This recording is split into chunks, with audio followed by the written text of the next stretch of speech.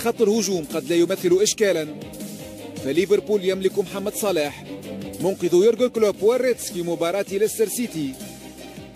Good players always make good players better, and that makes us then unpredictable. And unpredictability in football is, if it's positive, is a very important thing. المهاجم المصري نجح في رفع رصيده التهديفي إلى 17 هدفا في البريمير ليج و29 هدفا هذا الموسم في كافة المسابقات. محمد صلاح يقول لهاري كين: أنا قادم من جديد. هداف ليفربول ربما لا يحتاج إلى تقديم كبير، الأرقام تتحدث عن نفسها.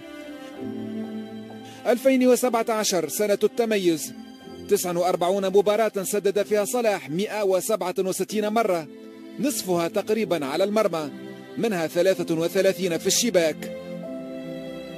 دون نسيان أن صلاح ساهم بنسبة عالية في تأهل المنتخب المصري إلى كأس العالم بعد 28 سنة كاملة من عدم التواجد في الحدث الكروي الأبرز في العالم.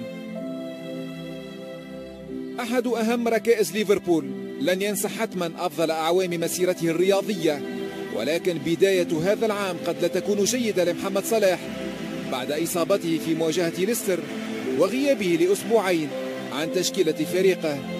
هي الوجه السلبي لكرة القدم الإصابات. المهم أن يظل صلاح وفيا لأدائه، وأن دائما ما تكون العبرة بالخواتيم.